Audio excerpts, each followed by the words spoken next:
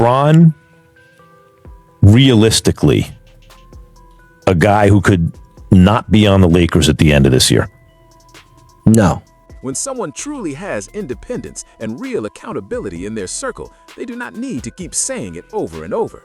They do not need to exaggerate it. They do not need to spell it out in dramatic detail.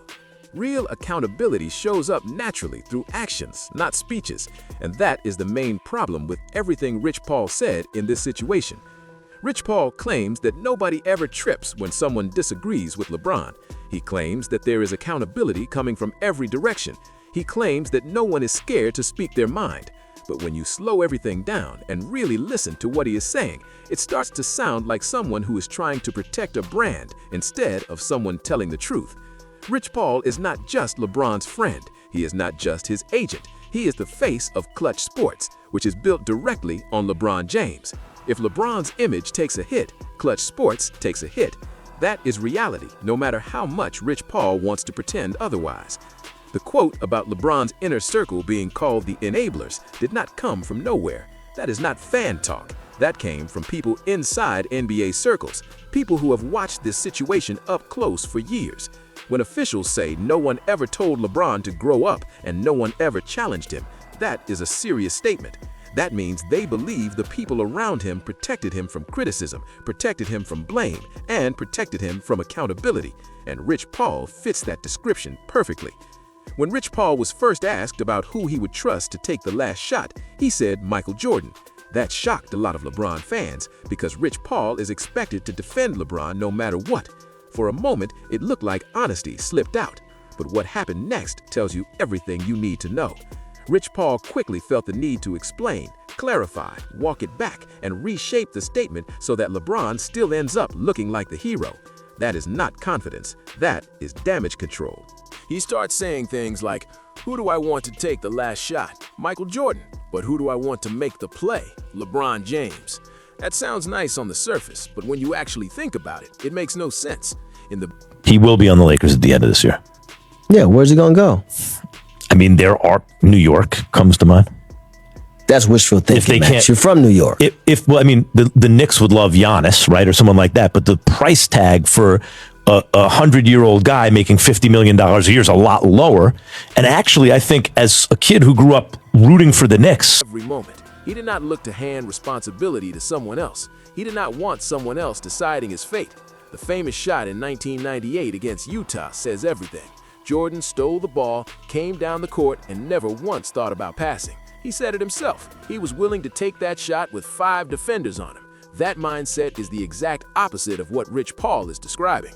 Jordan respected players who had killer instinct. He respected guys who wanted the moment, not guys who tried to escape it.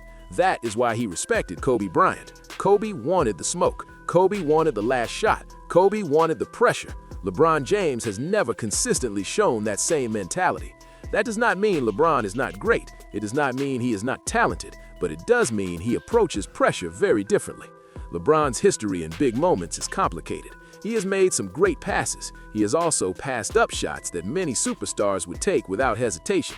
Fans call it making the right play, but many times it looks more like avoiding blame. When you pass the ball, the responsibility shifts. If the shot misses, it is not on you anymore. That pattern has shown up too many times to ignore. The 2011 finals are a perfect example. LeBron disappeared when his team needed him most. That was not about skill, that was about mindset. The 2010 series against Boston showed similar hesitation. The J.R. Smith moment in 2018 showed confusion and lack of control in a crucial moment. These are not made-up narratives. These are real moments that happened on the biggest stage. Jordan did not operate like that. When Jordan lost, he owned it. When he won, he took responsibility. He never hid behind excuses. He never blamed teammates. He never tried to protect his image by avoiding the moment. That is why the idea of Jordan wanting LeBron to control the ball at the end of a game feels ridiculous to so many people. It goes against everything Jordan stood for. LeBron also tried to say that LeBron is the best decision maker ever. Again, that sounds good, but it depends on what you mean by decision making. If decision making means always passing responsibility, then maybe. But if decision making means understanding when you are the right option, Jordan was far better at that. Jordan knew when to shoot and when to pass, but the defense had to fully commit to him first. That is why his passes led to easy shots. Jordan attacked the defense. He forced help. He broke defenses down. When he passed, it was because the defense collapsed on him. LeBron often stands at the top of the floor and waits. He watches. He directs. That leads to tougher shots for teammates. That is passive offense, not aggressive offense. There is a big difference. Another issue that never gets talked about honestly is turnovers. LeBron is one of the most turnover-prone superstars ever, especially in high-pressure situations. Giving him the ball at the end of the game increases the risk that the ball never even gets to Jordan. That alone makes Rich Paul's argument weak. If the goal is to win, you put the ball in the hands of the most reliable closer ever. That is Michael Jordan, not LeBron James. The idea that Jordan would willingly take a back seat to LeBron also ignores Jordan's personality. Jordan did not give up control unless he deeply respected the people around him. On the Dream Team, he trusted Magic Johnson, Larry Bird, and other all-time greats who had already proven themselves as winners. LeBron does not fit that category in Jordan's eyes. Jordan values mental toughness above everything else. Rich Paul saying that there is accountability coming from all directions is another red flag. When accountability is real, you do not need to advertise it. You do not need to repeat it. You do not need to convince people of it. The fact that LeBron's inner circle has been called enablers by NBA officials tells you exactly how outsiders view that group. Klutch Sports exists to protect LeBron's image and power. That does not make them evil, but it does mean their incentives are clear. When Rich Paul speaks, he is speaking as a businessman, not as an unbiased basketball mind. Every statement is calculated. Every clarification is strategic. Every backtrack is about damage control. The moment Rich Paul felt the need to explain Jordan's last shot comment is the moment his credibility dropped. If he truly believed what he originally said, he would have stood on it. Instead, he twisted it until LeBron was back in the center. That is exactly what enablers do. At the end of the day, this is not really about Michael Jordan versus LeBron James. It's about honesty. It's about accountability. It's about recognizing that not all greatness looks the same. Jordan embraced pressure. LeBron often tries to manage it. Jordan wanted the final say. LeBron often wants shared responsibility. Rich Paul can say whatever he wants, but history speaks louder than words. Michael Jordan is the kind of player you give the ball to and live with the result. LeBron James is the kind of player who wants options. That difference matters, especially when the game is on the line. When Rich Paul says Michael Jordan would want LeBron to have the ball, he is not speaking for Jordan. He is speaking for Klutch Sports. And that is the biggest takeaway from all of this. The more he's still in me somewhere.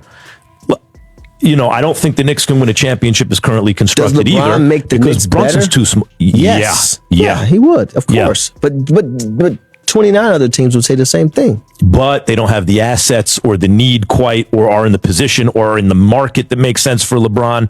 Like if the Knicks can't land a guy like Giannis, which let's see them do it. It's hard to do. Very hard to do. And they'd have to give up so much to get Giannis.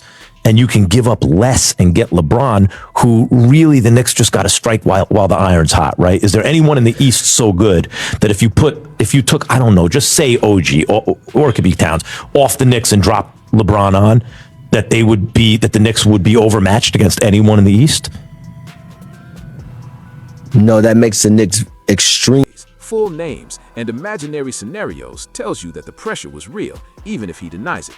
When someone says, "Nobody gave me flack," but then spends several minutes carefully reworking the original statement, that is flack. That is reaction. That is response to backlash. If there was truly no problem, there would be no need to clarify. Rich Paul could have simply said, "I said what I said," and moved on. Instead, he tried to build a story where Michael Jordan somehow benefits more from LeBron having the ball than from having the ball himself. That is not basketball logic. That is brand logic. What makes this even more obvious is how unrealistic the scenario sounds. Think about Michael Jordan in his prime. Think about the way he demanded the ball. Think about how angry he got when teammates hesitated. Think about how he challenged everyone around him to be tougher, stronger, and more confident. Now, imagine that same Michael Jordan willingly standing off ball in the biggest moment, hoping LeBron James makes the right read and delivers him the ball. That image alone tells you how disconnected Rich Paul's statement is from reality. Jordan believed pressure revealed character. He believed the moment told you who people really were. That belief showed up again and again throughout his career. He did not care about looking nice. He did not care about being liked. He cared about winning and about proving something to himself. LeBron James has always cared deeply about perception. He cares about narratives. He cares about how history will talk about him. That difference shows up most clearly at the end of games. LeBron's supporters often say he is more unselfish than Jordan, but unselfishness is not always a positive thing when it becomes avoidance. There's a fine line between trusting teammates and avoiding responsibility. Jordan trusted teammates when it made sense, but he never doubted himself. LeBron in many moments looks unsure. He scans the floor. He hesitates. He waits. That hesitation is costly in high-pressure situations. Rich Paul, calling LeBron the greatest decision-maker ever, ignores the full picture. Decision-making is not just about passing. It's about timing, confidence, and understanding fear. Jordan understood fear, and he used it against defenses. Defenders feared him so much that they overcommitted, which created real... Extremely strong. But This is what I'm saying. But Haven't won since I'm 52. I was born in 73, but in August, they haven't won since January of that year. but the only way that would happen and could happen, first of all, he has a no trade clause, so he would have to agree to that. In the event he didn't, and they just decided to trade him there. But what do you think? I'm just between you and me, Rich. I know you wouldn't have any special insight into this, but do you think you could talk LeBron, or don't know anyone who could talk LeBron into waiving a no trade clause to go to New York? Oh, New York. I mean, listen, he definitely makes him better. I will give you that. If he could stay I healthy. don't really play fantasy basketball, Right. but I do. He definitely makes him better. Yeah. Yeah. He acted strongly. It was not just a bad take. It felt disrespectful to basketball history. And then there's the accountability issue again. Rich Paul says accountability comes from all directions, but where is the proof? When has LeBron James ever been publicly challenged by his inner circle? When has Rich Paul ever criticized LeBron's performance honestly? When has Klutch Sports ever admitted that LeBron came up short without adding excuses? It doesn't happen. Silence or spin always follows. True accountability is uncomfortable. It creates tension. It creates distance sometimes. Jordan had real conflict with teammates and coaches because he demanded excellence. That conflict made the team better. LeBron's environment is designed to be comfortable. Comfortable environments rarely produce killers. They produce stars who are protected. The idea that Michael Jordan would defer decision-making to someone he doesn't fully respect as a closer is one of the most unbelievable parts of this entire conversation. Jordan respected Magic Johnson because Magic had already proven himself as a champion and leader. Jordan respected Larry Bird for the same reason. Jordan respected Kobe because Kobe mirrored his mentality. LeBron does not fit that mold. LeBron's career is full of talent, longevity, and numbers. Nobody denies that. But the constant need to defend him, explain him, and shield him from criticism is exhausting. Greatness does not need that much protection. Michael Jordan's legacy does not need Rich Paul.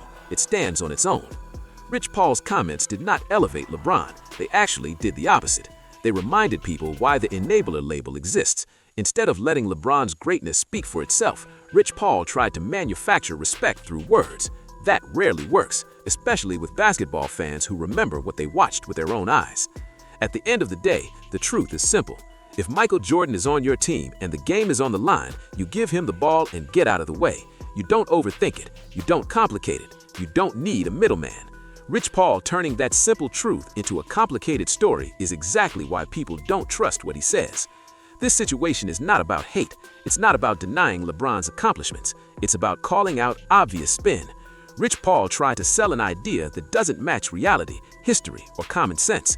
And when fans pushed back, instead of owning it, he doubled down with even more exaggeration. That's why this moment matters. It shows how far people are willing to go to protect an image. It shows how narratives are built, not earned. And it shows why Michael Jordan remains the standard, not because people say so, but because his mindset, actions, and history never needed this kind of explanation. So when you hear Rich Paul talk about accountability coming from all directions, listen closely, because sometimes the loudest claims are the weakest ones, and sometimes the truth is exactly what it looks like on the surface.